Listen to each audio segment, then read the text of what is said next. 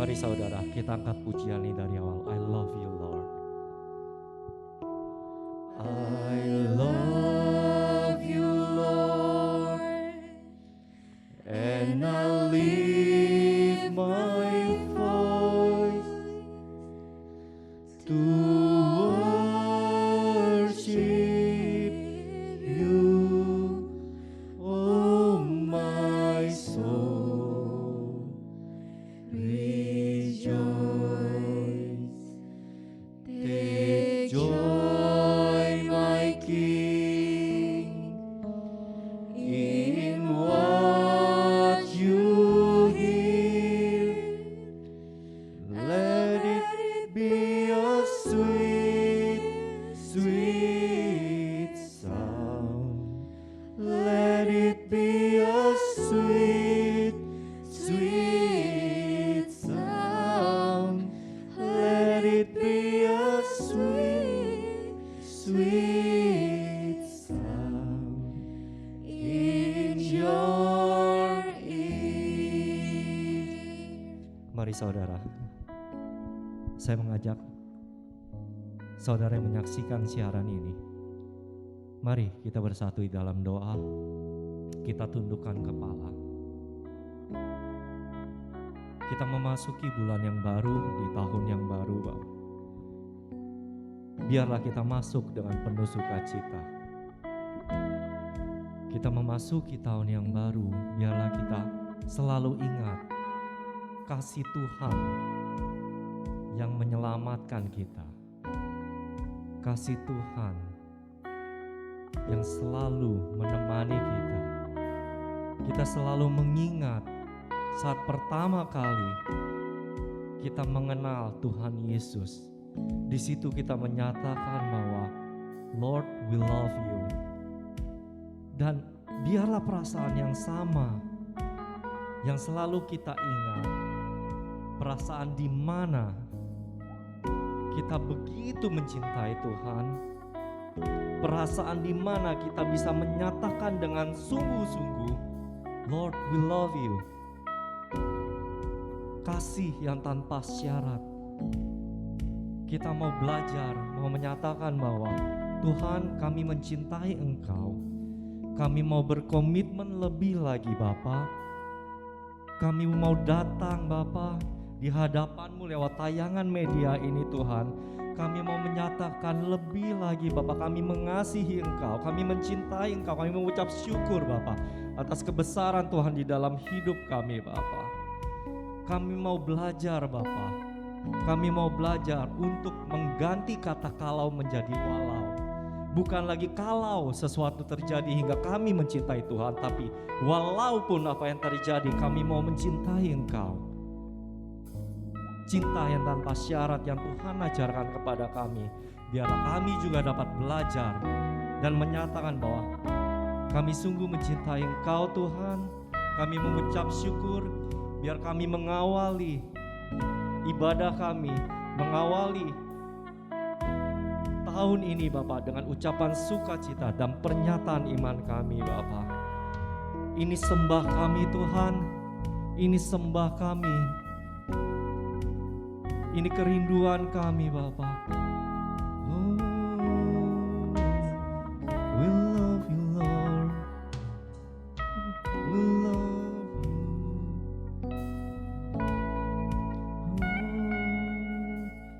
Oh, mari kita katakan lagi, I love you Lord. I love you Lord, and I lift my voice. Angkat suaramu saudara. To worship you, oh my soul. Rejoice, take joy my King, in what you hear. Let it be a sweet, sweet sound in your ear. Lagi katakan, angkat suaramu. I love you Lord, and lift my voice to worship you. Oh my soul, rejoice. Take joy, my King, in what you hear, and let it be a sweet, sweet sound. Lagi katakan, let it be a sweet, sweet sound. Let it be a sweet, sweet sound In your ears, Lord. Firman-Mu berkata Kau besertaku, maka kuat roh dan jiwaku. Tangan-Mu Tuhan selalu ku nantikan, di setiap langkahku percaya. Lagi katakan, firman-Mu berkata Kau besertaku, maka kuat roh dan jiwaku. Tangan-Mu Tuhan selalu ku nantikan, di setiap langkahku percaya. Dengan sayap-Mu ku akan terbang tinggi, di tengah badai hidup ku tak menyerah. Kau kekuatan dan perlindungan bagiku, pertolonganku di tempat maha tinggi. Ku mengangkat tanganku, aku berserah. Kau ku nantikan, Kau yang ku sembah, Yesusku, Rajaku. Mari saudara, kita angkat pujian ini dari awal. Kita mau nyatakan firman-Mu berkata Kau besertaku. Firman-Mu berkata Kau besertaku, maka kuat roh dan jiwaku. Tangan-Mu Tuhan selalu ku nantikan, di setiap langkahku percaya. Dengan sayap-Mu ku akan terbang tinggi, di tengah badai hidup ku tak menyerah. Kau kekuatan dan perlindungan bagiku, pertolonganku di tempat maha tinggi. Ku mengangkat tanganku, aku berserah. Kau ku nantikan, Kau yang ku sembah, Yesusku, Rajaku. Dengan lembut kita katakan, oh, dengan sayap-Mu ku akan terbang tinggi, di tengah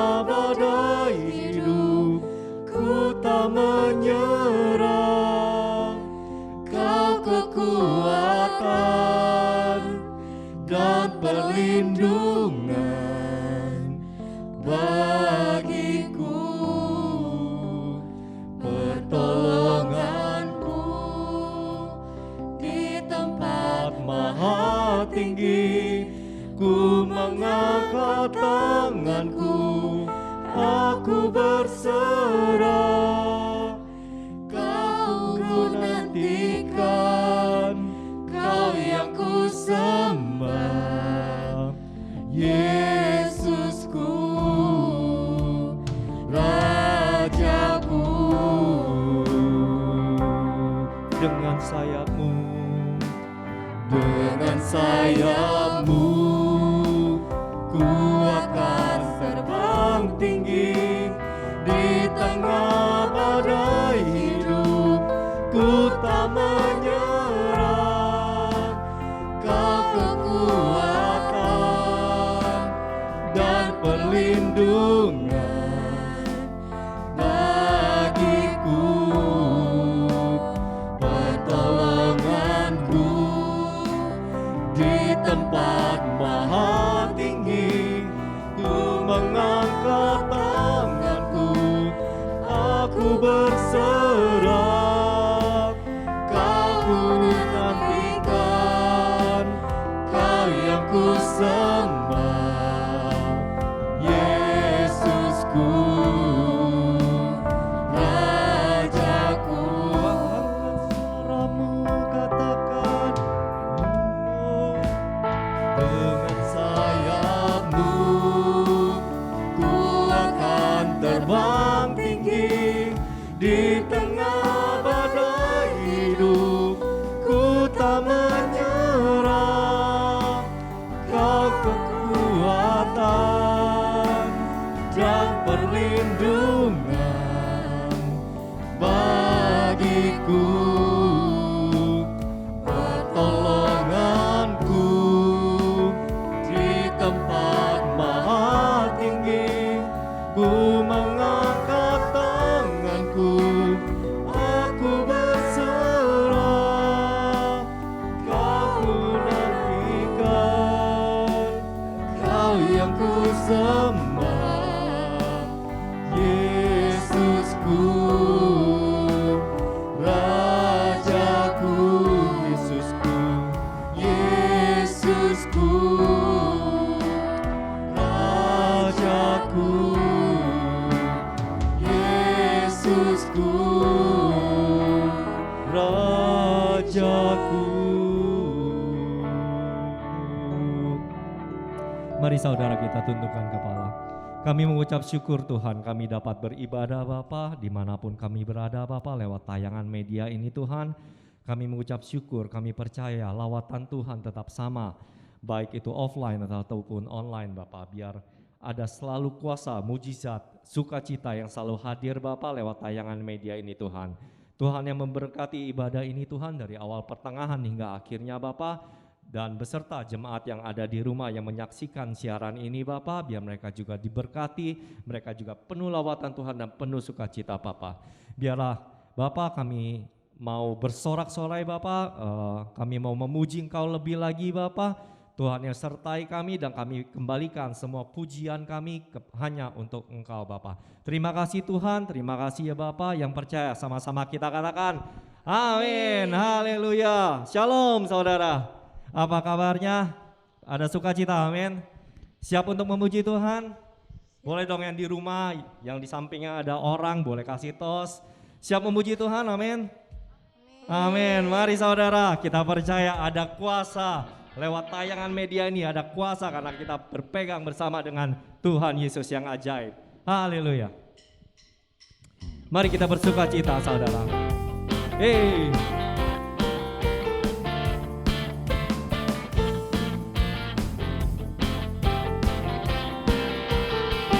Namanya Tuhanku, menara yang teguh, kota benteng perlindunganku. Katakan Allah yang perkasa, Dia Bapa yang kekal, gunung batu keselamatanku. Engkau yang termulia di bumi di surga, termasyhur berkuasa selamanya. Engkau yang berkuasa di dalam segala hal, ada kuasa dalam nama Yesusku. Mari kita lebih lagi bersukacita untuk Tuhan kita yang dahsyat.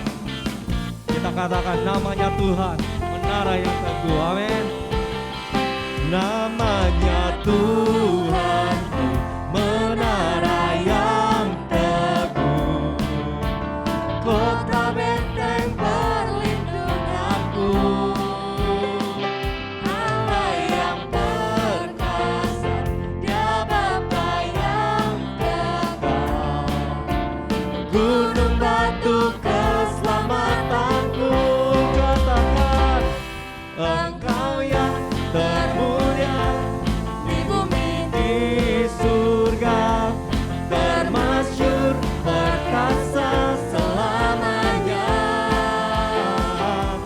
Engkau yang berkuasa di dalam segala hal, ada kuasa dalam nama Yesus. Lagi katakan, Engkau yang termulia di bumi di surga, termasyhur perkasa selamanya.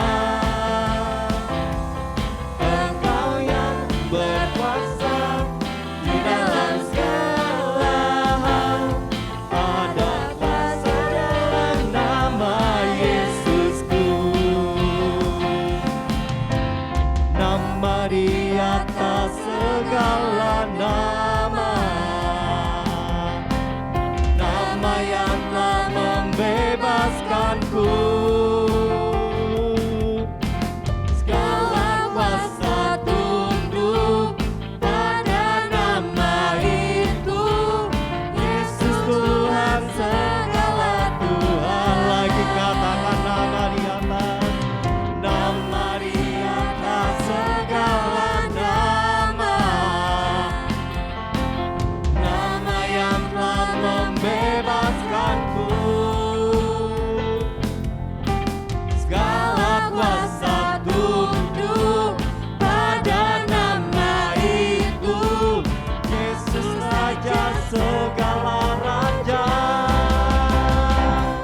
Engkau yang termulia di bumi di surga, termasyhur perkasa selamanya. Engkau yang berkuasa di dalam segala hal, ada kuasa dalam nama, ada kuasa dalam nama Yesusku, ada kuasa dalam nama Yesusku. Amin.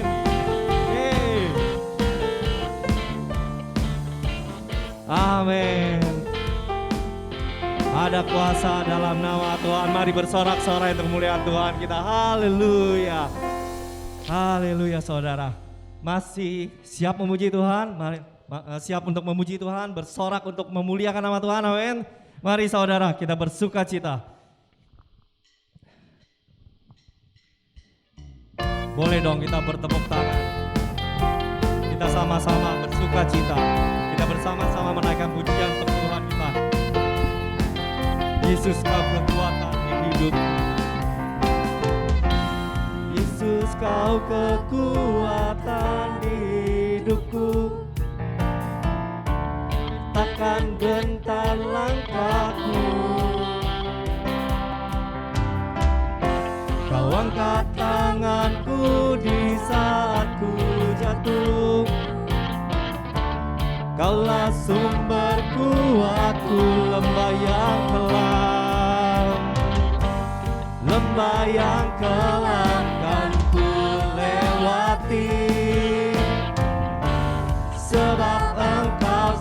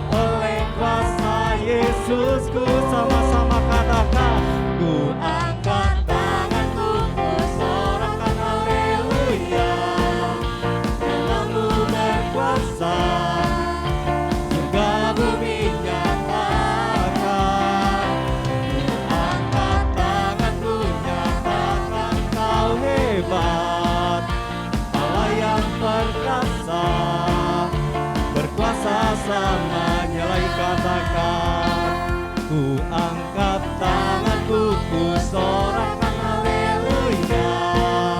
Namamu berkuasa, surga bumi nyatakan.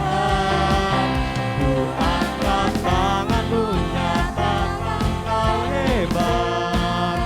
Allah yang perkasa, berkuasa selamanya.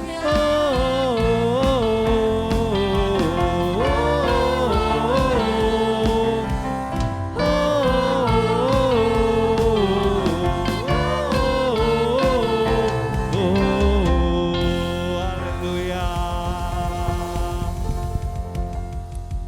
Mari saudara kita pejamkan mata kita. Bapa dalam surga, Bapa, terima kasih atas penyertaan Tuhan di dalam kehidupan kami, Bapa. Sekarang kami mau menyiapkan hati kami, Tuhan, untuk mendengarkan kebenaran firman-Mu, Bapa. Berkati Bapak Pendeta yang akan menyampaikan kebenaran firman-Mu, Bapa. Biar setiap firman yang disampaikan, Bapa, memiliki rema bagi masing-masing pribadi kami, Tuhan, hingga kami dapat terus bertumbuh di dalam iman dan pengetahuan akan firman Tuhan, Bapa. Urapi masing-masing pribadi kami, Tuhan, jamah masing-masing pribadi kami, Bapa. Kami mau datang ke hadirat-Mu, Tuhan, menaikkan setiap sembah kami, Tuhan. Kami mau buka setiap hati kami, Tuhan. Ini kami anak-anak-Mu, Bapa. Kami siapkan hati kami, Bapa, menyambut kebenaran firman-Mu. Haleluya, amin.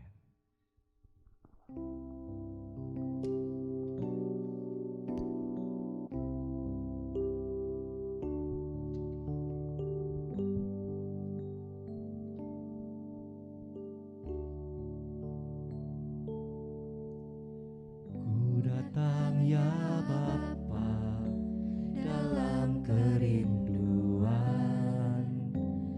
memandang keindahan-Mu. Ku berikan segalanya, semuanya yang ada. Ku ingin menyenangkan hati-Mu, oh Tuhan. Lagi kata ku datang ya Bapa. Ku datang ya Bapa dalam kerinduan, memandang keindahan-Mu. Ku berikan segalanya, semuanya yang ada. Ku ingin menyenangkan hati-Mu, oh Tuhan. Jadikan aku indah yang Kau pandang mulia,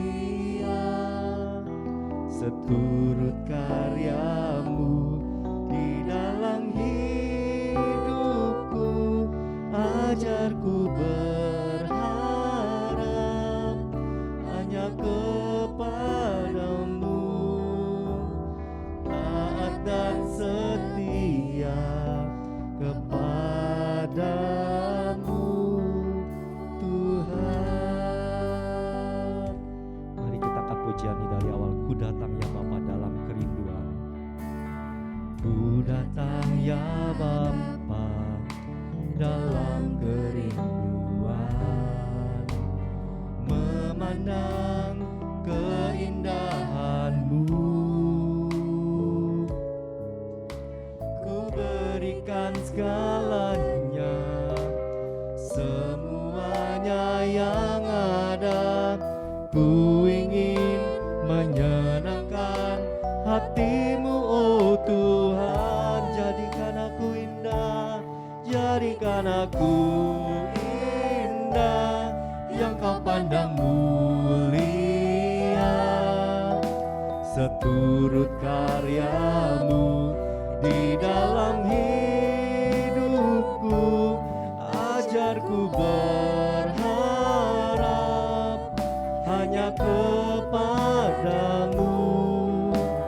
taat dan setia kepada-Mu,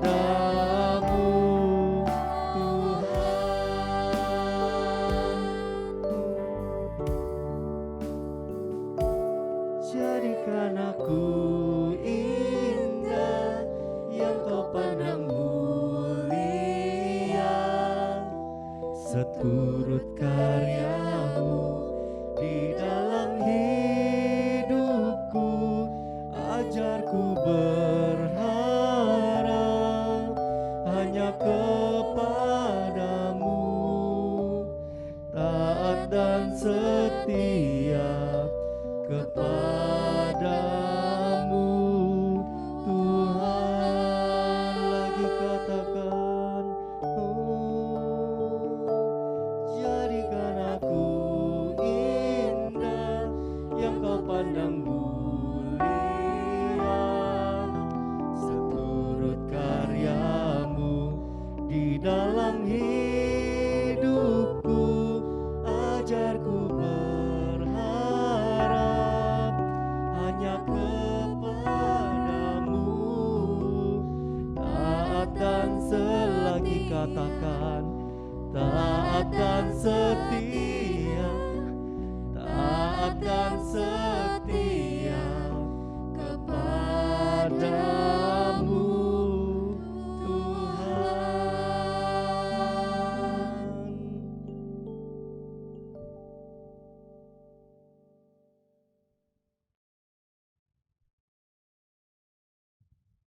Puji Tuhan, selamat siang saudara yang dikasihi Tuhan. Kembali lagi kita datang di ibadah kita bersama. Kita percaya bahwa walaupun lewat online, berkat Tuhan tetap sama.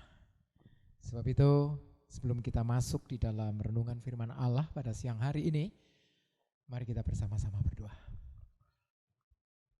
Bapa kami di dalam surga, kami bersyukur kepadamu Tuhan pada siang hari ini. Kami percaya Tuhan bahwa Allah melawat kami lewat ibadah kami pada siang hari ini. Biarlah Tuhan setiap benih firman-Mu yang akan kami dengar mengajar kepada kami, untuk kami hidup taat kepadamu, untuk kami hidup senantiasa Tuhan menjalankan setiap perintah-Mu Tuhan. Sebab itu Tuhan, renungan ini kami serahkan di dalam tangan-Mu. Buka setiap hati kami, setiap pikiran kami, buka Tuhan, oh Tuhan, perkara-perkara Tuhan yang Tuhan Engkau akan taruh di dalam hidup kami ini. Biarlah Tuhan setiap benih firman-Mu ini menjadi berkat, kekuatan, bahkan Tuhan menjadi, oh Tuhan, modal kami. Oh Tuhan, menjadi dorongan kami di tahun yang baru ini. Karena melalui firman-Mu Tuhan, kami benar-benar Tuhan mengalami Engkau. Terpujilah nama-Mu ya Bapa, kami akan sambut firman-Mu di dalam nama Tuhan Yesus. Haleluya. Amin. Puji Tuhan. Saudara-saudara, pada siang hari ini mari kita akan bersama-sama merenungkan firman Allah yang terdapat di dalam Yosua pasal yang ke-6 ayat yang pertama sampai dengan ayat yang ke-5, dan nanti kita akan sambung di dalam ayat yang ke-15 dan ayat yang ke-16. Demikian firman Tuhan, saya akan bacakan. Dalam pada itu Yeriko telah menutup pintu gerbangnya, telah tertutup kota itu karena orang Israel, tidak ada orang yang keluar atau masuk. Berfirmanlah Tuhan kepada Yosua, ketahuilah, aku serahkan ke tanganmu Yeriko ini beserta rajanya dan pahlawan-pahlawannya yang gagah perkasa. Haruslah kamu mengelilingi kota itu, yakni semua prajurit harus mengedari kota itu sekali saja. Demikianlah harus engkau perbuat 6 hari lamanya. Dan 7 orang imam harus membawa 7 sangkakala tanduk domba di depan tabut. Tetapi pada hari yang ke-7, 7 kali kamu harus mengelilingi kota itu, sedang para imam meniup sangkakala. Ayat 5. Apabila sangkakala tanduk domba itu panjang bunyinya dan kamu mendengar bunyi sangkakala itu, maka haruslah seluruh bangsa bersorak dengan sorak yang nyaring. Maka tembok kota itu akan runtuh. Lalu bangsa itu harus memanjatnya masing-masing langsung ke depan. Mari kita sambung ayat yang ke-15. Tetapi pada hari yang ke-7 mereka bangun pagi-pagi ketika fajar menyingsing dan mengelilingi kota 7 kali dengan cara yang sama. Hanya pada hari itu mereka mengelilingi kota itu 7 kali. 16. Lalu pada Ketujuh kalinya ketika para imam meniup sangkakala, berkatalah Yosua kepada bangsa itu, bersoraklah, sebab Tuhan telah menyerahkan kota ini kepadamu. Puji Tuhan. Nah, saudara, beberapa waktu yang lalu ada seorang teman, dia sedang mengeluh karena kepalanya selalu pusing. Pagi pusing, siang pusing, malam pusing. Kemudian iseng-iseng saya tanya, apakah kamu ada tekanan darah tinggi? Dan dia bilang, ya saya ada tekanan darah tinggi. Apa kamu minum obat? Sama dokter saya dikasih obat. Tetapi tidak diminum. Kalau pusing baru diminum. Padahal anjuran dokter jelas, orang yang punya tekanan darah tinggi atau sakit tekanan darah tinggi, maka orang itu setiap hari harus minum obat. Tapi ternyata teman saya ini ketika sakit baru minum, ketika ada masalah pusing baru minum. Nah saudara, dengan kata lain saya bisa katakan bahwa teman saya ini tidak taat minum obat. Karena tidak taat minum obat, ya sering kali dia mengalami persoalan, masalah dengan kesehatannya. Nah hari ini, saudara, kita akan merenungkan dasar iman itu adalah ketaatan. Nah kita tahu bahwa bangsa Israel adalah bangsa yang dipilih oleh Tuhan. Bangsa yang memperoleh janji Tuhan itu sangat luar biasa. Ketika bangsa Israel di Mesir, maka Tuhan sudah berjanji. Tuhan akan memberikan tanah Kanaan sebagai tanah yang dijanjikan. Tentunya Israel ketika dia mendapat sebuah janji Tuhan, dia tentu memiliki pengharapan yang besar.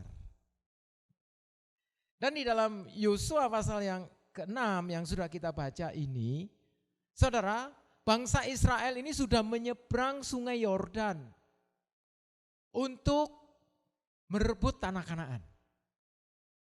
Nah ketika mereka sudah masuk menyeberang ke seberang sungai Yordan, maka hal pertama yang menjadi tantangan bangsa Israel adalah bangsa Israel harus berhadapan dengan bangsa Yeriko.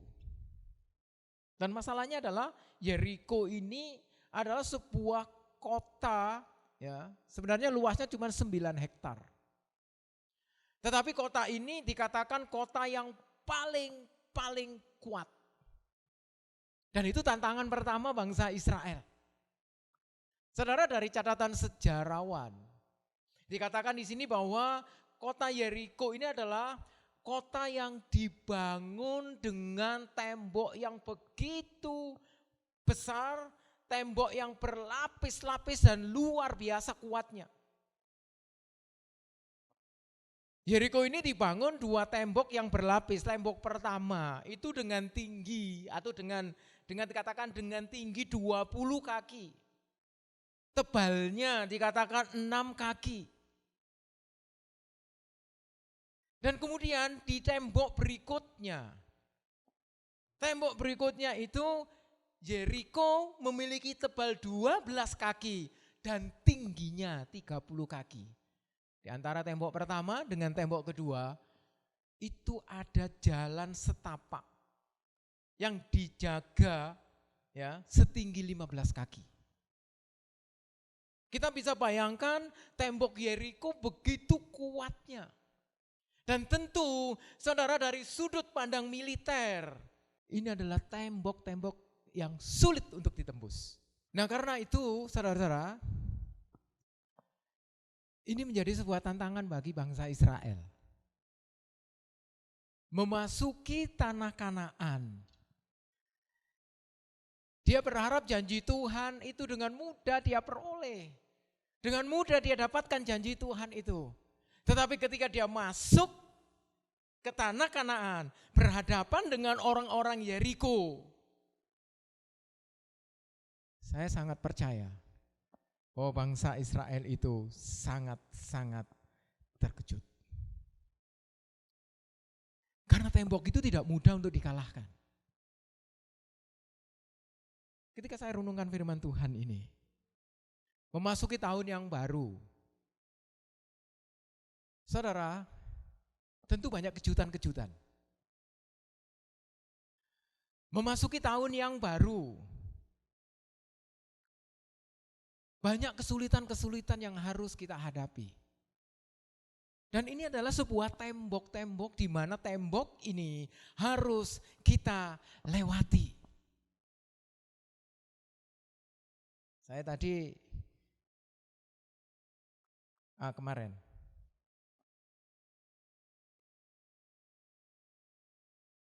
menghadiri pernikahan dari seorang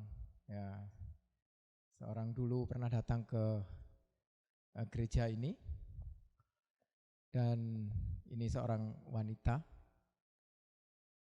dia menikah, dan karena orang tuanya sulit untuk datang ke Korea, maka saya menjadi walinya. Saudara, ketika kita ketemu dengan saudari ini, saya ngomong-ngomong, gimana rasanya kalau menikah dan apa kesulitanmu? Apa yang dia katakan? Dia katakan adalah, mau menikah ternyata banyak kesulitan, Pak. Banyak tembok-tembok yang harus saya lewati. Dibandingkan dengan pacaran dulu berbeda sekali. Saudara, dalam hidup kita ini ya tentu kita mengalami banyak hal. Sebagaimana Israel, dia sedang menghadapi yang namanya tembok yang begitu kuatnya untuk dimenangkan. Dan itu menjadi sebuah penghalang secara fisik dan secara psikologis bagi bangsa Israel. Karena kita tahu, kita bisa bayangkan, saudara, bangsa Israel dengan bangsa Kanaan itu sudah jauh peradabannya pada waktu itu.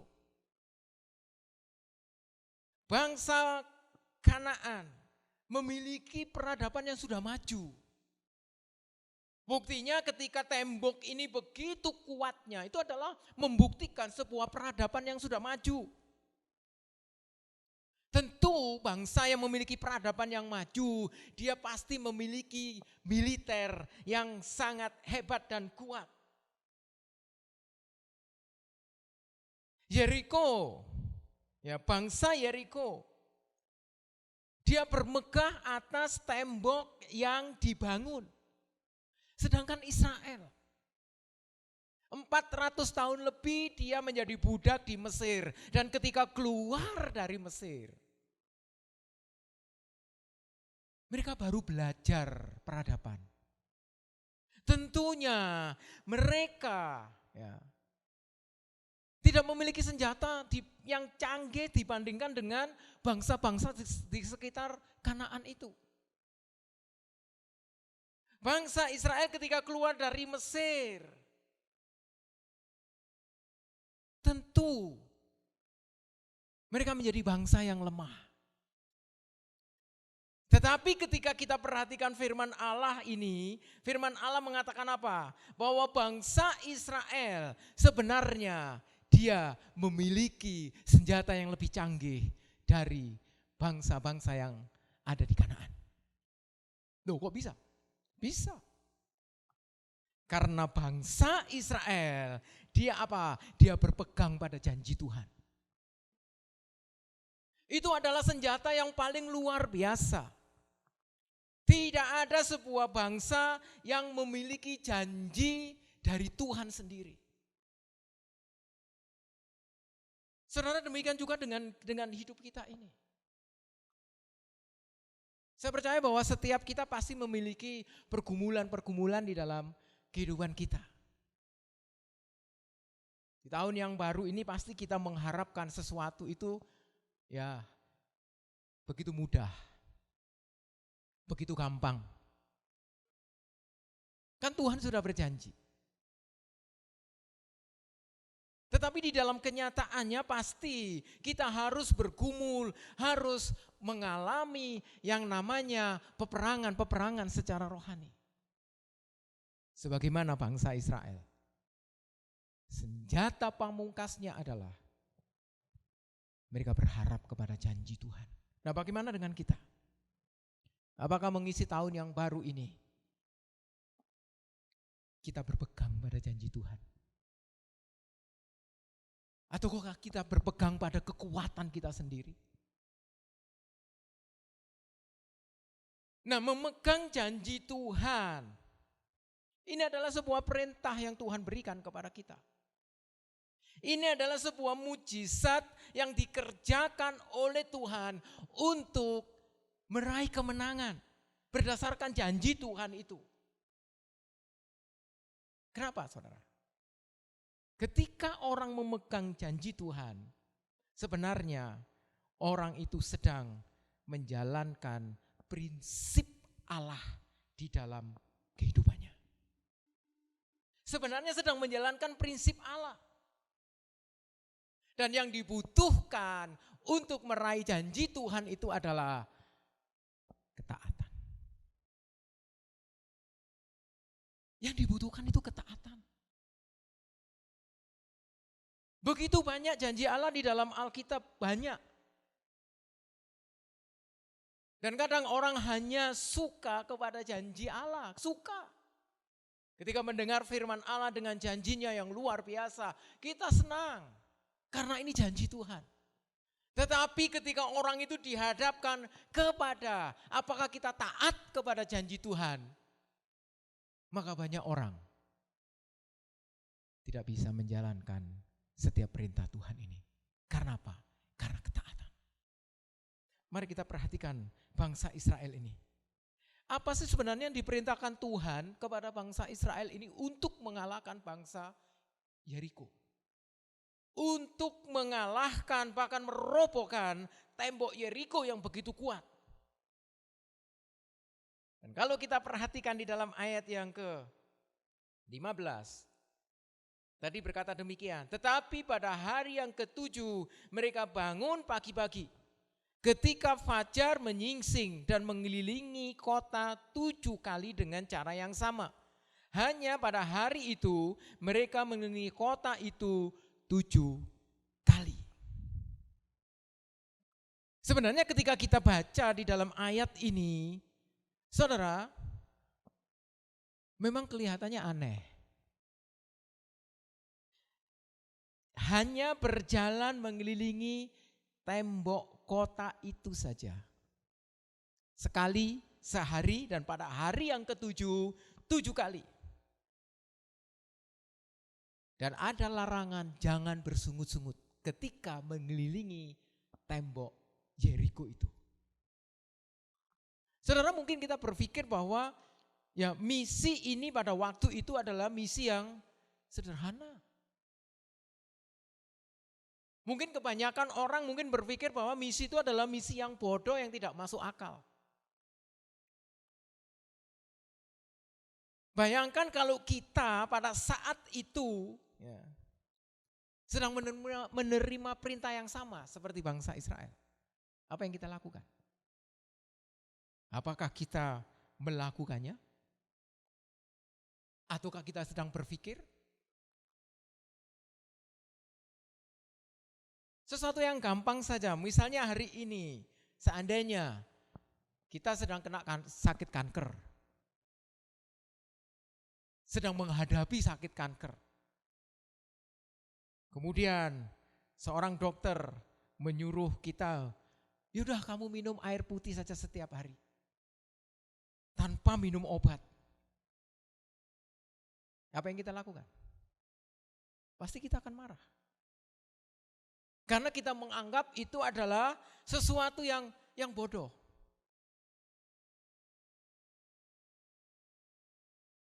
Tetapi yang saya heran adalah ketika bangsa Israel itu taat melakukan perintah Tuhan, maka mujizat dinyatakan. maka ada kemenangan bagi bangsa Israel. Kadang-kadang manusia ketika dihadapkan kepada janji Tuhan, tidak semua orang itu menanggapi janji Tuhan itu dengan iman, dengan percaya. Tidak semua orang percaya menerima janji Tuhan itu dengan mengatakan amin. Kadang-kadang ketika kita mendengar janji Tuhan, menerima janji Tuhan, maka logika kita berjalan, pikiran kita berjalan.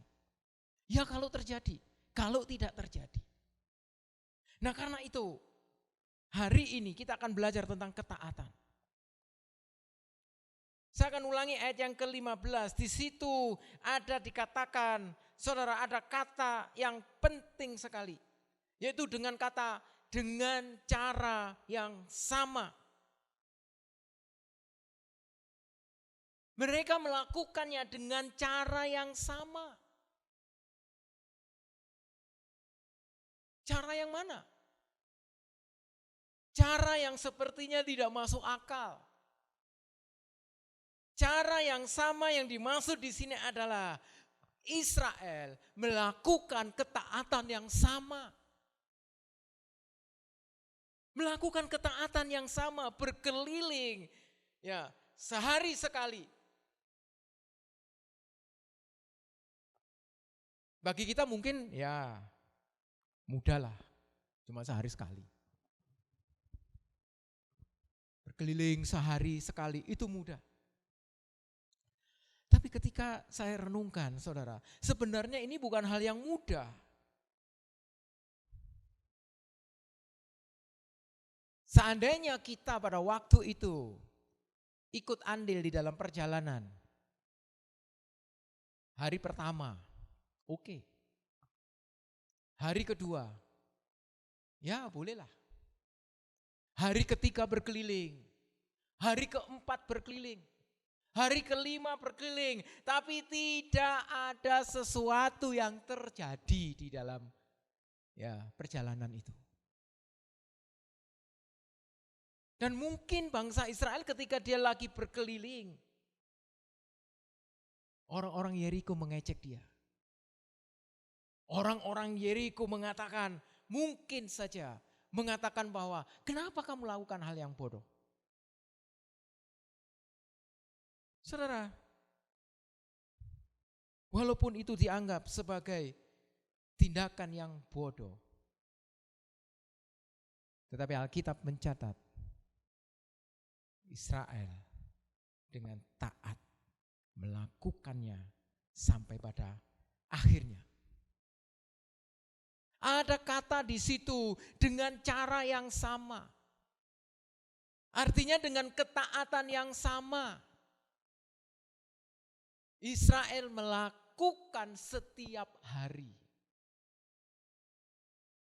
Saudara, apakah kita juga melakukan hal yang sama? Hari ini kita bisa taat kepada Tuhan.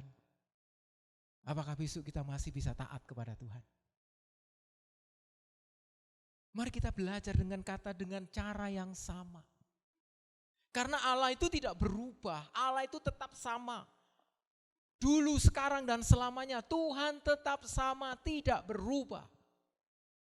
Dan Tuhan tetap bekerja dengan caranya yang sama. Karena itu, ketaatan itu sangat penting. Pada zaman Israel dituntut untuk taat. Dan cara yang sama pun hari ini Tuhan juga berkata kepada kita dengan cara yang sama.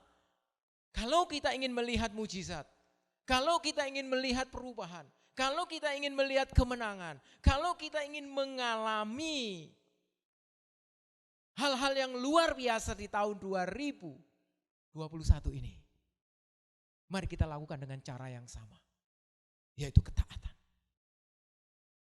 Mungkin kita berkata bahwa ya yang penting kan beriman.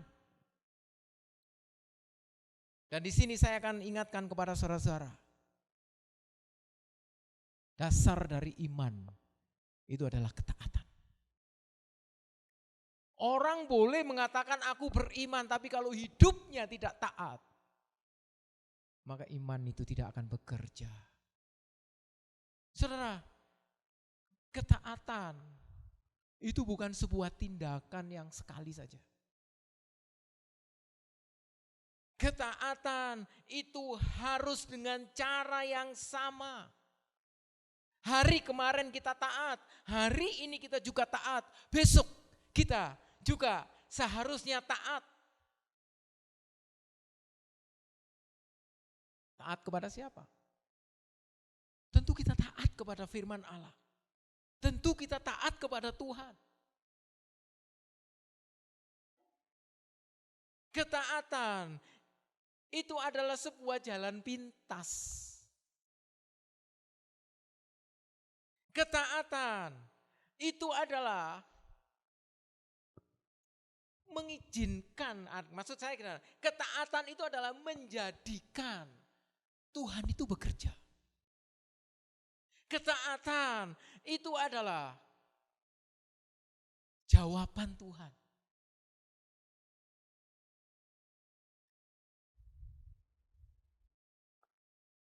Dengan ketaatan, kalau kita ingin melihat perkara-perkara yang besar,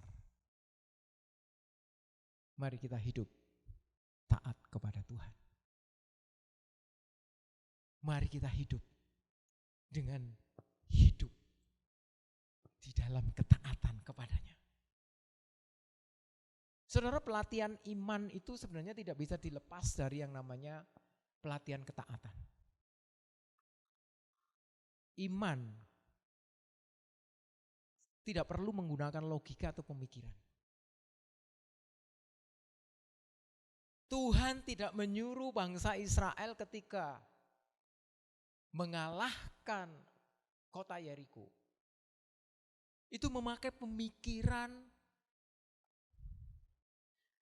tidak menyuruh bangsa Israel untuk melakukan pelatihan dulu. Tetapi yang Tuhan perintahkan adalah mentaati setiap firman Tuhan. Memang sulit. Tetapi berbahagialah orang yang mendengar firman Tuhan dan merenungkannya serta melakukannya. Itu adalah orang yang taat. Saya percaya bahwa setiap kita mengharapkan sesuatu yang luar biasa, bukan? Di tahun ini. Walaupun di tengah-tengah COVID-19 ini yang membuat semua orang sulit. Kita masih mengharapkan sesuatu yang baik. Tapi percayalah, ketika kita ini taat akan firman Tuhan, ketika kita ini masih taat kepada Tuhan, maka kita akan melihat hari-hari yang baik di tahun yang baru ini. Ketaatan itu bukan sehari dua hari. Ketaatan itu membutuhkan yang namanya belajar. Belajar untuk taat. Saya teringat waktu masih muda dulu, saya tuh suka sekali nonton film Shaolin, kungfu. Saya perhatikan di dalam film itu, entah itu kenyataannya begitu atau tidak, saya nggak tahu. Yang jelas adalah ketika ada orang yang ingin belajar kungfu, ingin belajar silat versi Shaolin, maka semua orang, walaupun yang daftar itu begitu banyak orang,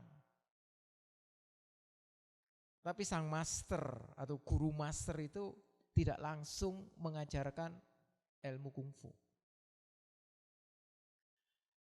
Calon murid atau murid, dia harus belajar mencuci piring. Dia harus belajar mengambil air. Harus belajar menyapu lantai. Itu berjalan bukan hanya 1 hari 2 hari, setahun, bahkan 2 tahun. Sehingga banyak murid yang merasa belajar kungfu apa ini?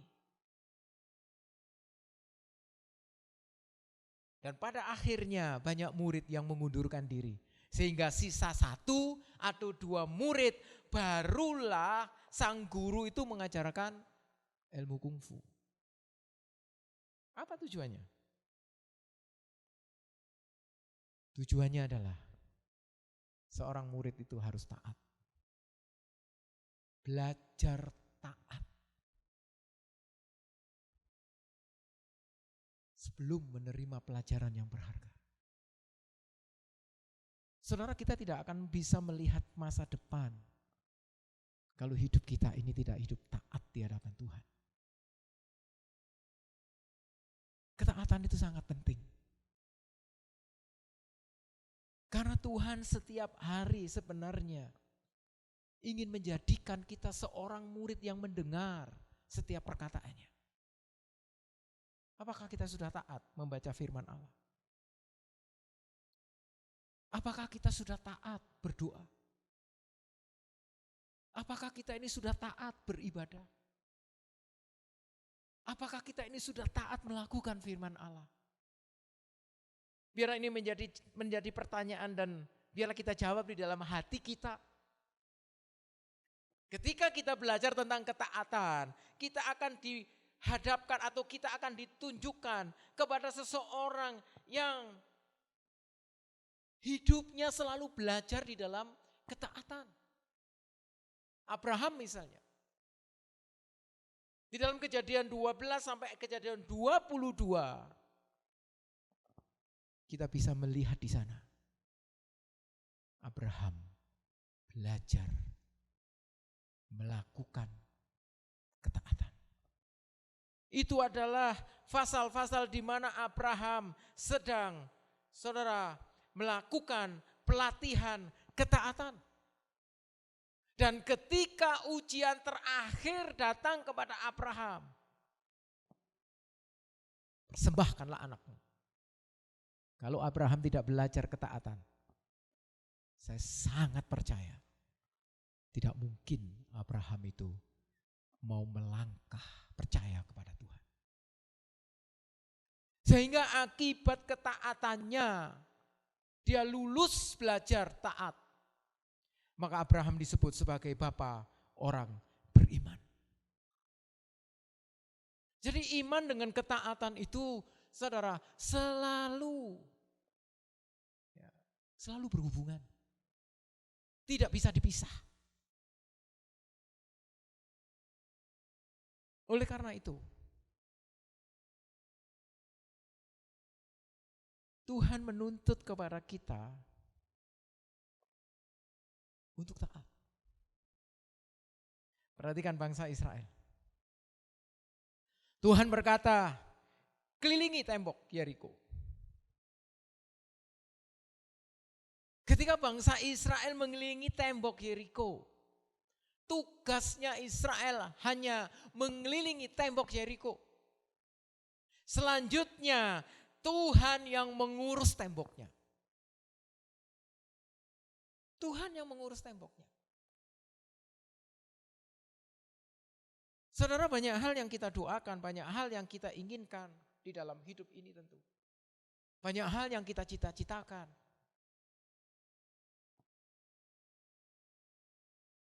Bahkan ketika mahasiswa sudah lulus, mengharapkan sesuatu yang baik, mau kerja A, kerja B, atau kita punya cita-cita yang luar biasa, cita-cita yang besar. Mari kita perhatikan di sini. Tugas kita adalah taat, melakukan apa yang Tuhan perintahkan. Selanjutnya Tuhan yang bekerja menyelesaikannya. Artinya apa, saudara? Kemampuan kita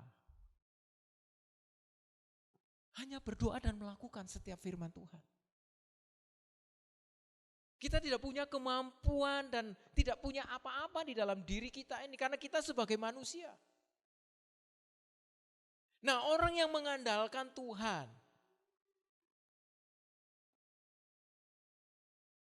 tentu seharusnya orang itu hidup di dalam ketaatan. Karena ketika kita taat, sebenarnya Tuhan sudah berjalan di depan kita, menyediakan sesuatu yang tentunya sesuatu untuk masa depan kita. Apa yang menjadi bagian Tuhan, itu akan dikerjakan bagi kita. Dan apa yang menjadi bagian kita, kerjakanlah.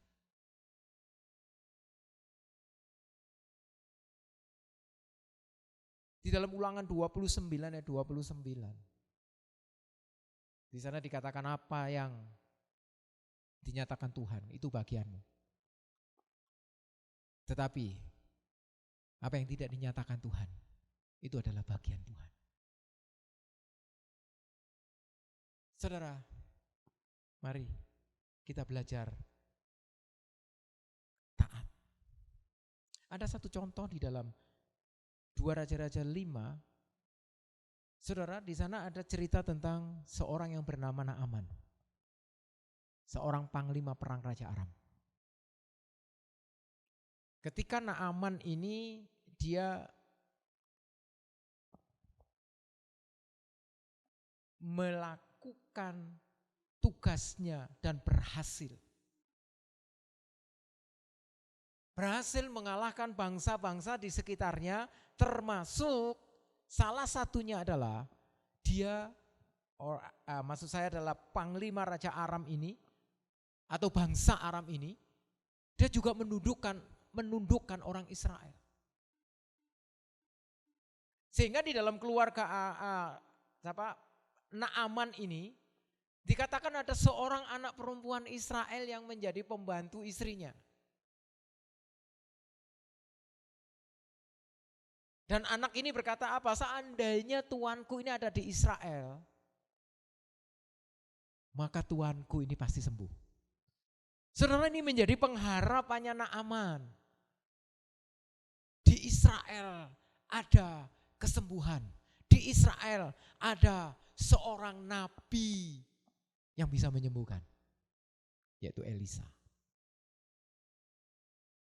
Dan dengan semangat tentunya, Naaman dia dengan membawa begitu banyak bingkisan.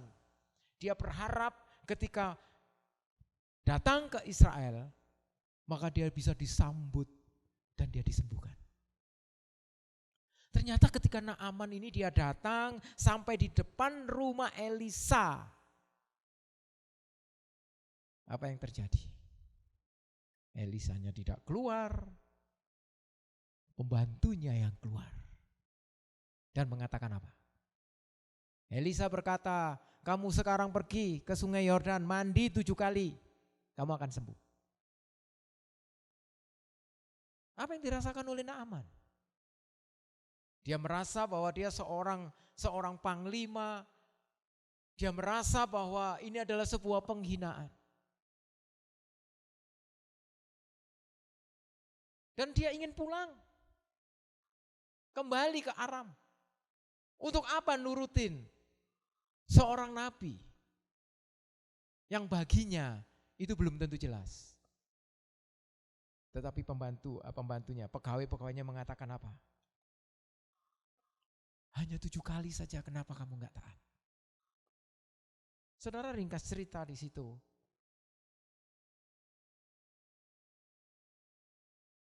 Naaman mandi 7 kali dan akhirnya menjadi sembuh. Sebenarnya cerita Naaman ini, saudara, ini sebenarnya hampir sama dengan ceritanya kota Yeriko ini. Israel harus memutar pada hari ke-7, dia harus putar 7 kali. Naaman harus mandi 7 kali. Angka 7 itu bagi orang Israel itu adalah angka yang sempurna, angka sempurna. Nah, jadi maksudnya apa? Seandainya Naaman cuma mandi 6,5 kali. Apa yang terjadi dengan Naaman? Enggak sembuh. Ketika Israel berkeliling pada hari yang ke-7 dia cuma 6 kali. Apakah terjadi mujizat? Tidak juga. Jadi yang dimaksud apa? Yang dimaksud ketika kita ini memberikan diri untuk taat, maka ketaatan itu harus sempurna. Taat dengan sepenuh hati kita. Kita sudah mengambil keputusan untuk percaya kepada Tuhan. Maka seharusnya orang yang percaya kepadanya itu harus memiliki ketaatan yang sempurna. Bukan ketaatan yang setengah-setengah. Kalau kita percaya Tuhan, percaya dengan sungguh-sungguh. Percaya Tuhan sudah sediakan yang terbaik bagi kita. Percaya Tuhan itu memelihara kita. Percaya Tuhan itu memberikan pertolongan-pertolongan di dalam hidup kita ini. Kadang-kadang seperti Naaman kita melihat.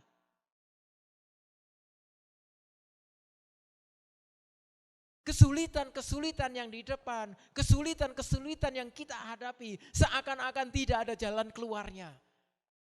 Jalan keluarnya adalah ketika kita taat di hadapan Tuhan. Maka sebenarnya Tuhan itu sudah bekerja mendahului kita. Yang Tuhan tuntut adalah taat sempurna. Taat sempurna. Jangan setengah-setengah.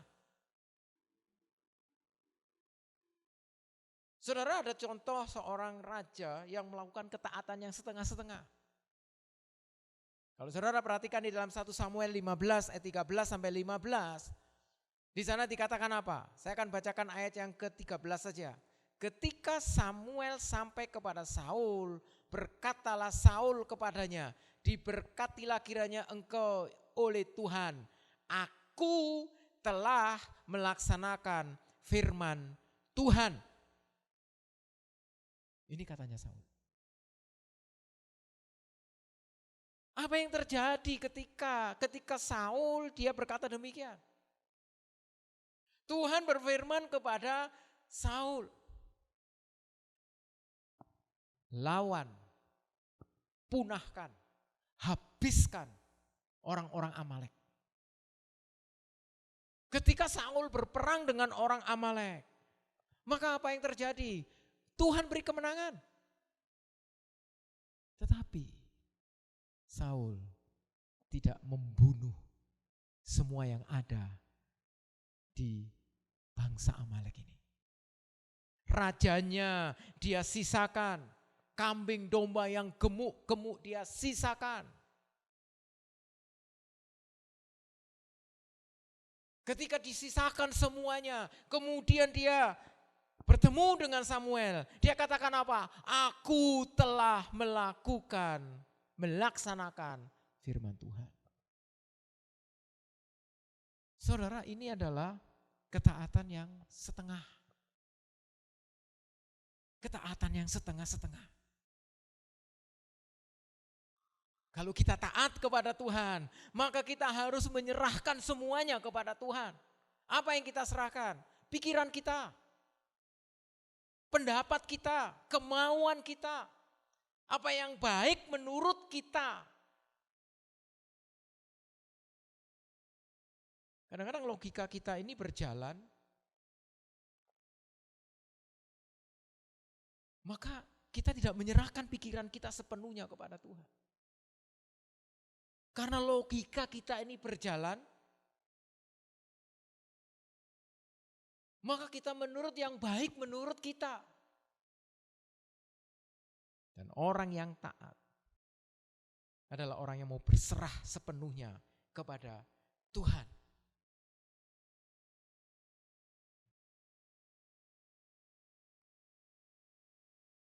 Saudara, sebenarnya di dalam ketaatan kita ini apa sih yang menjadi hambatan? Apa sih sebenarnya yang menghambat kita, yang menjadi hambatan untuk kita taat kepada Tuhan itu apa sih? Yang menjadi hambatan itu adalah sebenarnya adalah ego kita. Ego itulah yang menjadi hambatan utama. Sehingga kita ini sulit untuk hidup dalam ketaatan. Sebab itu saudara, kita perlu ego kita ini itu ditempa oleh salib Tuhan.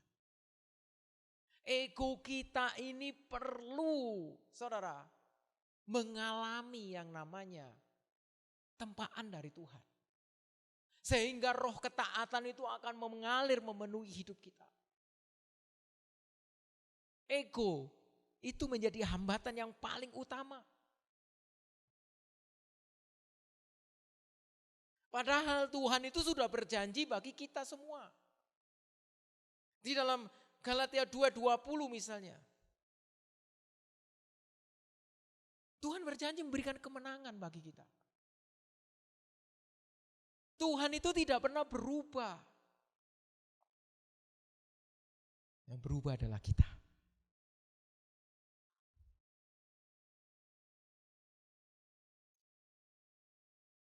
Mengapa sih kita ini harus taat?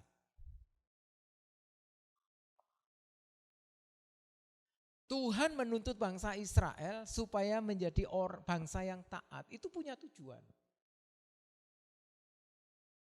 Bagi Tuhan memberikan kemenangan itu adalah mudah.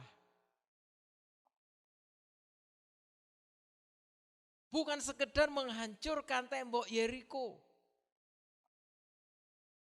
Karena Allah tahu ke depan bahwa bangsa Israel ketika mereka masuk ke tanah Kanaan, mereka akan menjadi bangsa yang menyembah berhala. Sebab itu Tuhan mengajar supaya hidup mereka dimulai dengan sebuah ketaatan. Kalau Israel tidak mengalami atau tidak belajar tentang ketaatan, dan ternyata ketika mereka sudah masuk ke tanah Kanaan, maka persoalan itu terjadi. Mereka menyembah berhala. Mereka melupakan Tuhan. Mereka tidak lagi berharap kepada Tuhan. Mereka hanya mengandalkan dirinya karena egonya yang kuat. Nah, ini menjadi pelajaran yang baik sekali bagi setiap kita. Allah tahu masa depan kita. Allah tahu apa yang akan terjadi di dalam hidup kita ini. Tetapi kalau kita belajar taat, terus belajar taat. Walaupun berkat banyak yang kita terima, kita tetap tidak meninggalkan Tuhan. Kita tetap taat kepada Tuhan. Saudara, bagi Tuhan itu sudah selesaikan semua di atas kayu salib. Yesus sudah mati di atas kayu salib. Dia memberikan contoh sebuah ketaatan yang luar biasa. Dia firman yang menjadi manusia, mengosongkan dirinya dan taat sampai mati. Yesus sudah selesaikan semua. Apa yang Tuhan tidak selesaikan? Sudah selesaikan semua. Kalau sudah diselesaikan oleh Tuhan, maka sebenarnya apapun yang ada, apapun yang menjadi pergumulan kita, apapun yang menjadi angan-angan kita, apapun yang menjadi cita-cita kita, sebenarnya sudah diselesaikan oleh Tuhan. Tuhan sebenarnya ingin memberkati kita. Tuhan ingin sebenarnya memberikan hidup yang penuh dengan harapan. Tetapi masalahnya adalah seringkali kita ini tidak hidup taat di hadapan Tuhan. Seringkali kita tidak taat. Bagi Allah, Melatih ketaatan itu adalah hal yang sangat serius. Kalau kita, saudara, tidak taat, maka kita pasti akan jatuh di dalam banyak hal. Kalau kita tidak taat.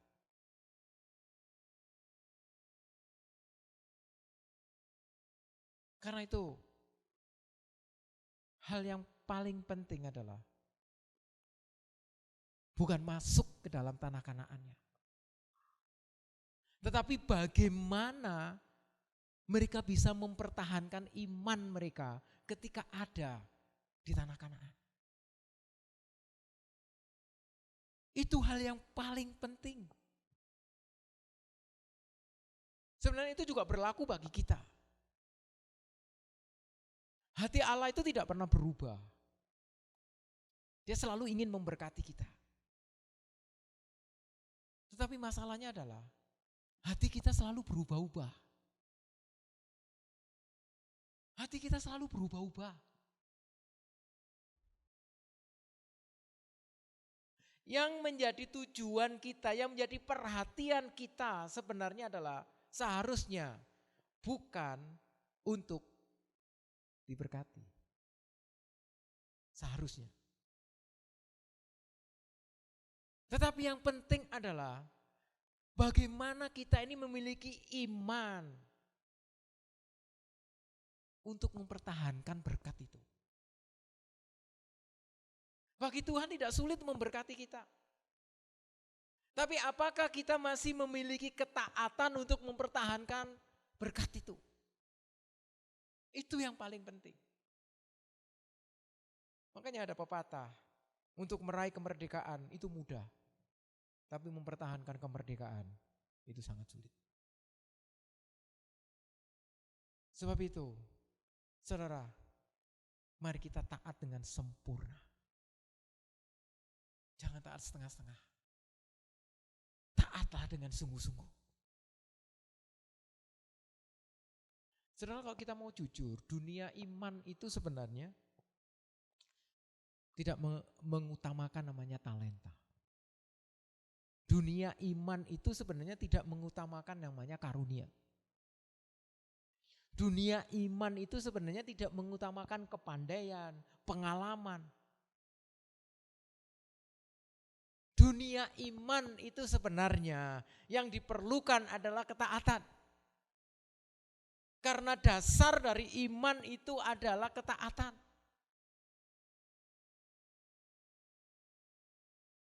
Ketaatan ini sangat-sangat diperlukan, sangat-sangat dituntut oleh Tuhan. Di akhir dari khotbah Yesus di bukit, ia berkata demikian. Ya. Setiap orang yang mendengar perkataanku ini dan melakukannya, ia sama dengan orang yang bijaksana yang mendirikan rumahnya di atas batu. Dalam Matius pasal yang ke-7. Nah, ini adalah kesimpulan dari khotbah Yesus. Apa sih sebenarnya membuat kehidupan ini berbeda? Yang membuat kehidupan kita ini berbeda adalah melakukan bukan mendengar. Melakukan firman. Bukan mendengar. Melakukan firman. Di situ digarisbawahi bahwa setiap orang yang bijaksana adalah orang yang melakukan atau orang yang taat. Dan disebut itulah orang yang membangun rumah di atas batu. Ketika badai datang, ketika pencobaan datang, dia tetap kuat. Sebaliknya, orang yang bodoh atau orang yang tidak taat sama dengan orang yang membangun rumahnya di atas pasir. Ketika banjir datang rumahnya hancur. Maka dia membangun lagi. Berkali-kali dia membangun rumahnya. Tetapi terus roboh. Maksudnya apa? Orang seperti ini adalah orang yang selalu gagal dalam segala hal dalam kehidupannya. Selalu gagal. Nah karena itu ketaatan itu sangat penting. Ketika kita taat memegang firman Tuhan, maka sebenarnya kita ini adalah orang yang hidup bagaikan rumah di atas batu yang kokoh. Karena kita dibangun di atas Yesus. Yesus sebagai dasarnya. Saudara, hidup ini tidak ada yang lebih baik, tidak ada yang lebih indah. Ketika hidup kita ini melekat di dalam Tuhan. Sebab itu yang diperlukan adalah sebuah ketaatan. Ketaatan adalah sebuah kunci kemenangan. Ketaatan adalah dasar dari iman. Itu ketaatan. Karena ketaatan tidak akan bisa dilepaskan dari yang namanya iman. Kalau kita mengatakan, kalau kita mengaku sebagai orang yang beriman, hendaklah kita hidup di dalam ketaatan. Kalau kita mengaku sebagai orang yang beriman, maka kita harus juga hidup di dalam ketaatan. Saudara, mari kita melihat diri kita masing-masing. Apakah di tahun yang lalu kita sudah hidup taat? Kalau di tahun lalu kita hidup taat, biar di tahun yang baru ini kita melakukan hal yang sama di dalam ketaatan. Kalau di tahun yang lalu kita hidup tidak di dalam ketaatan, maka mari di tahun yang baru ini kita mengambil keputusan untuk hidup di dalam ketaatan. Saudara, mari kita taat kepada Tuhan. Taat melakukan firman Tuhan. Dan kita mulai dari taat mendengar, merenungkan, dan melakukan firman Allah. Taat untuk berdoa.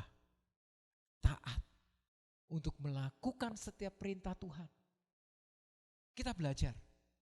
Karena dengan ketaatan, itulah kunci kemenangan, berkat, dan masa depan di dalam Tuhan. Saudara, kiranya Tuhan memberkati kita dan kita akan nyanyikan satu pujian, Yesus kekuatanku.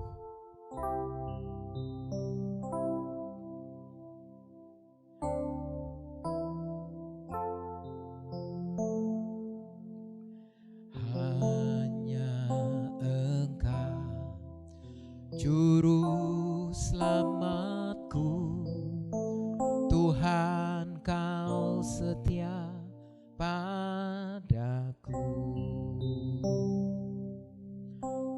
Yang ku pegang hanya janji-Mu, ku percayakan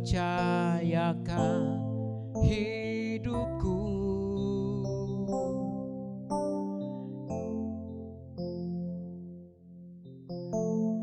Hanya Engkau juru selamatku, Tuhan Kau setia padaku. Ku yakini pertolongan-Mu takkan terlambat bagiku. Ku sembah Kau Allahku, Bapa dan sahabatku, Kau yang pedulikan seluruh hidupku. Walau lewati lemah, aku tak ditinggalkan. Yesus kekuatan di hidupku. Kita nyanyikan lagi, hanya Engkau juru selamatku. Hanya Engkau juru selamatku, Tuhan Kau setia padaku. Yang ku pegang hanya janji-Mu, ku percayakan hidupku. Ku sembah Kau Allahku, Bapa dan sahabatku, Kau yang pedulikan seluruh hidupku. Walau lewati lembah, aku tak ditinggalkan. Yesus kekuatan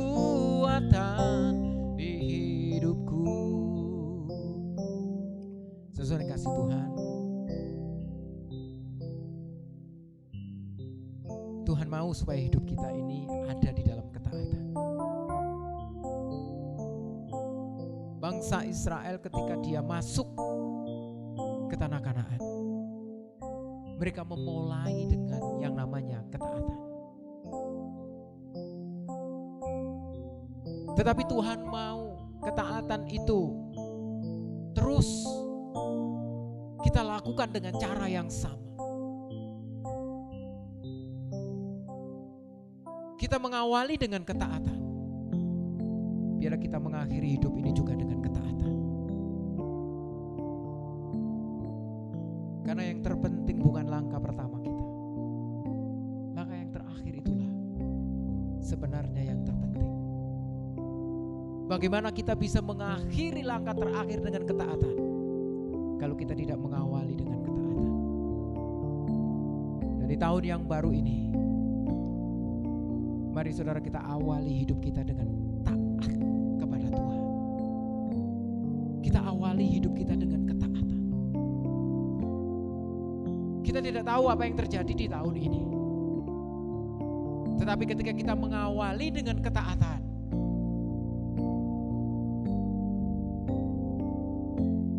maka kita akan tahu mana yang menjadi bagian kita dan mana yang menjadi bagian Tuhan. Dengan ketaatan, artinya kita memberikan kesempatan kepada Tuhan untuk bekerja, mendatangkan kebaikan bagi setiap kita. Saudara, mari kita renungkan firman Allah ini. Dan ini biarlah menjadi perenungan kita setiap hari sampai kita mengakhiri hidup kita ini. Mari kita nyanyikan pujian ini dan kita akhiri ibadah kita. Ku sembah Kau Allahku, Bapa dan sahabatku, Kau yang pedulikan seluruh hidupku. Walau lewati lembah, aku tak ditinggalkan. Yesus kekuatan di hidupku. Bapa kami di dalam surga, terima kasih Tuhan untuk renungan yang kami dengar. Kami percaya Tuhan bahwa hidup kami tidak lepas dari namanya tantangan, peperangan, pergumulan. Hidup kami selalu ada, kadang di dalam kekhawatiran, kadang di dalam ketakutan. Tetapi ketika kami mendengar firman-Mu ini Tuhan, sebenarnya Tuhan ingin selalu memberkati kita. Tuhan ingin selalu memberikan yang terbaik bagi kita semua. Karena Engkau Allah yang tidak pernah berubah, janji-Mu tidak pernah berubah. Yang berubah adalah hati kami Tuhan. Kadang kami taat, kadang kami tidak taat. Kadang kami menuruti keinginan ego kami. Kadang kami Tuhan hanya memikirkan apa yang terbaik bagi diri kami sendiri. Tapi hari ini, siang ini, biar kami belajar taat kepadamu Tuhan. Kami ingin mengisi hari-hari kami di tahun ini dengan hidup yang penuh ketaatan kepadamu. Terima kasih Tuhan. Mari Tuhan Kau memberkati seluruh sidang jemaat-Mu ini. Apapun yang menjadi pergumulan mereka, pertolongan-Mu selalu Tuhan sampai kepada mereka. Di dalam Tuhan setiap pergumulan hidup mereka, Tuhan tolong. Berikan belas kasihan kepada setiap kami Tuhan. Memberkati setiap kami yang mendengar. Memberkati setiap kami Tuhan yang mengambil keputusan untuk kami hidup taat di hadapan-Mu. Kiranya Tuhan Engkau memberkati. Mari Tuhan kami menyerahkan seluruh sidang jemaat-Mu ini Tuhan. Baik yang ada di Indonesia, baik yang ada di rumah. Tuhan kiranya Tuhan Engkau memberikan Tuhan kemurahan, belas kasihan-Mu Tuhan. Kami yang sedang belajar di Korea ini, Tuhan juga memberikan kami hikmat, marifat, kekuatan, kesehatan. Berikan kami pertolongan-Mu Tuhan, supaya kami sanggup menyelesaikan setiap Tuhan tugas-tugas yang dibebankan kepada kami. Dan kami akan lulus tepat pada waktunya. Kami juga menyerahkan setiap pekerja yang bekerja Tuhan. Mari berikanlah belas kasihan-Mu Tuhan. Berkati secara finansial. Jadikanlah Tuhan berkat ini Tuhan. Untuk kemuliaan, kebesaran akan nama-Mu. Kami percaya Tuhan berkat-Mu akan selalu mengalir Tuhan. Dan nama-Mu dipermuliakan. Setiap kami yang sudah berumah tangga. Setiap kami Tuhan yang sudah, oh Tuhan, memiliki anak. Setiap kami Tuhan, oh Tuhan, yang sedang di dalam pergumulan. Apapun pergumulan kami, kiranya Tuhan Kau bersama dengan kami. Memberkati kami sebagai kepala keluarga, memberkati sebagai ibu, memberkati sebagai anak. Kami percaya Tuhan bahwa berkat Allah terus mengalir bagi setiap kami. Semua untuk kehormatan dan kemuliaan nama-Mu. Terima kasih ya Bapa. Terima kasih ya Tuhan. Tuhan mari kiranya Tuhan Engkau kedangkan tangan-Mu bagi setiap jemaat-Mu. Saudara yang kasih Tuhan, terimalah berkat dari Allah.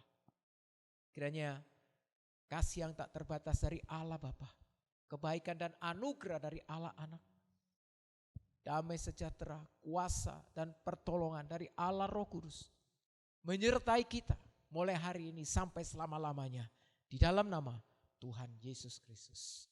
Yang percaya katakan amin.